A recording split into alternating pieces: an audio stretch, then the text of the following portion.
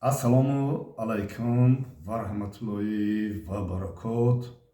Субҳи содиқи тоҷикистони азиз ба ҳамаи мову шумо ба хайру шодӣ бошад. Хоб бародаро, як рӯз занг мезанад Рустам Ашуров. Мега бобо куҷо даем? Мегӯм хай куҷо даем? Дими кору бори зиндагӣ. Мега ки мо шуморо даъват мекунем ба як барнома. Биёен бобиҷон иштирок кунед. Хай мо ки бобо ҳастем, куҷое ки даъват кунам, мо мерем ҳамчун бобо. Мерем даъватиро хай пазируфтем, рафтем дар оҷа иштирок кардем. Хоб Рустам Ашуров, шумо метавонед сайти интернетиш гапу чапу чақчақаям хеле айда. Ва ман ки дар ин барнома якум бор шуд иштирок мекунам, ва ман бисёр интерес нишид. Хоб хай барнома ба фикрам мебирояд. Як рӯз пеш буд, ду рӯз пеш буд ин барномаро ба навор гирифтам, ба наздикӣ ба фикрам мебирояд. Хоб ӯ барномада иштирок дошт Фаррух, ки бисёрам монтаж мекунад, вай буд. Хоб ва як хоҳари меҳрубон Мадина, хоб вай иштирок дошт ва ду блогери дигар. Блогер мегӯям, ман сайтҳои интернетишро намедонам. Умуман ба ҳамин интернет ман бисёр шумо таваҷҷӯҳ надорам. Шумо ҳарчанд мегӯед ҳамин 3 минут 10 минут навор мекунем, мепартонаш мерам айдами корам. Дигар намедонам вай чӣ гапа чӣ хабаре ёсунашда. Қашан метавонам, чӣ намедонам. Ба интернетам бисёр тамошо карданам наметавонам бисёр, барое ки вақт надорам. Хоб дар оҷа якта блогерчаҳак, блогер бисёр ҳеҷ кара гапзанӣ намон. Чӣ? Дуду як як. Вай буд, намедонам хӯро ман дидам хеле бачаи беодобам бигем мешавад. Якта дигаш, якта миллионер буд, намедонам кӣ буд ки пуло дар дасташам, хеле пуло дар дасташ омад. Вай зезе буд, ҳамин буда. Хам мефаҳмам. Не ки як гапи дигаро хотиррасон кунем ки ҳама шумо ба ман ягед. Ҳамаи шумо ба мара ягед. Фаҳмидӣ? Ман бобо ҳастам. Мара худованд ба исми сол расондай. Дар дили ман кинаву кудурат бадбинӣ нисбати ягон кас нест.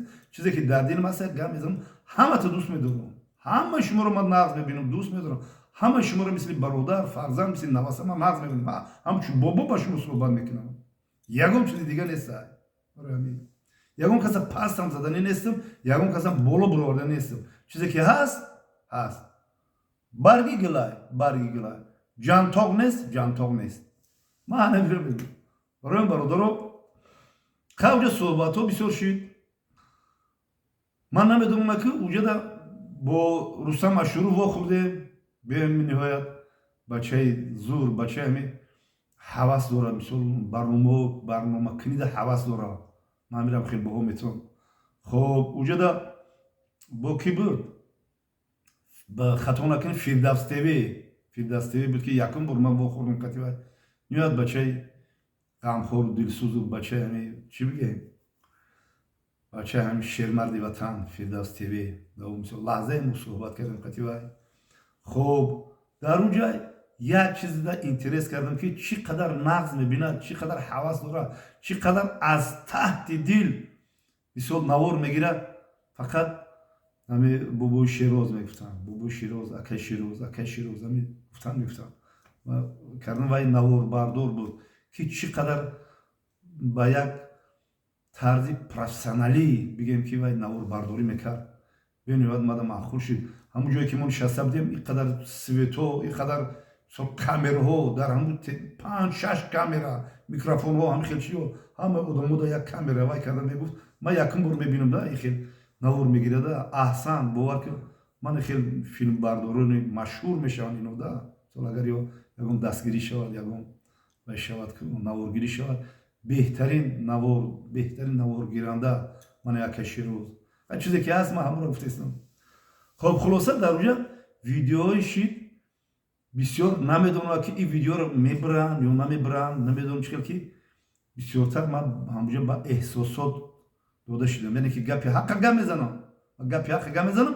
Як ба ҳамун دو یک وای نمیگه چیزی میگه من نمیفهمم گپ یا من من نمیفهمم چی میگه وای میگه من دیگه پلانتا میرم کосмос میرم انا اونجا دا کاروچی ما بیزنسی ماشین داریم چی میگه من نمیفهمم میبینمش میگه که امیدا سی تو خاکی خنم نمیاد تو چی گفته سی تو دروغی تو چی میگه که مردم کلاش گران میکنی و یا چی گابزن عموما کم طرف جنجالم شید نمیدونم که برون نوار میبرویا نمیبرویا من خیلی عصبی شدم و بسیار گپوی قبیه هم گپ زدم در اونجا با فکرم با فکرم یک وای کردم یک کم طرف بی ترتیبی شید چی شید نمیدونم که نوار رو چیکار نبرویا با نوار چیکار نبرویا نمیدونم خلاصه قطعی بلوگری بودم قطعی من مدینه بانوی خواهر مثال خیلی صحبت ها کردیم فکرهای فهمیدیم قطعی فاروق قطعی مثال صحبت کردیم و اونم فکرش فهمیدیم بیچاره حرکت میکنه که مرا مثال شانتاژ منتاژ نگیم حتی میگه که مرا یکم سوالهای بی عقلانه و بی شرمانه نتیم میگه وای نمیکنم من میگه که من میخوام که انسان خوب شوم مرا نوار حقیقتا نکنه مرا میگه نپرتین من میگه اسلام میخوام شو من نمی فاروقی که حاضر همه جودا شانتاژ منتاژ میکنن خلاصه یک نوارش نمیدونم چطوری نوار شده که پیش که من سال نو که نوار پیشنهاد کنم من نمیدونم من خودم احساساتیم که اونجا چقدر مثلا من نمیدونم چیکار کردم اونجا چیکار کردم نمیدونم با غضب اومدم یکم کسالت کردم اونجا چپاگردون کردم خیلی شید این نوار بدرین ای خب سایت اینترنتی چپ گپو چپ رستم اشورов درباره این شیر مردم من بسیار سخنان کردم میتونم اکای بسیار من برادر شیروز خب برادر فیردوس تیوی بسیار لحظه ما صحبت کردیم درباره رستم اشورов با کی بود با اونجا دوغم بود با اونجا کی بود خب خیلی بسیاری بودن برای همین در اونجا شهرت بود شهرت هم نوارا را مثل کنده پرتوفت نمیدونم چی گپ شید خلاصه نمیدونم که چی گپ شیده در اونجا چی گپ شید بسیار یک ما همونجا چیزی که بود ارگینال نبودی یکم چی نمیدونم دا سوال و جواب شید با عصبی ما سخت رسیدن البته مرا بسیار اسپیتانی سخت کردن با فکرم و اونجا ما چی گفتم در او برنامه حاضر میستم فکر میکنم که بسیار یک دقل رفتاری ما اونجا بود یک خد بود اینه که بابا همش میخیلن همین بابای خودت برای اگر در امور مثال نروشته برس هم بابا رنگی ما رفتار میکنه کودکی که اوی ایدهش بوی شیر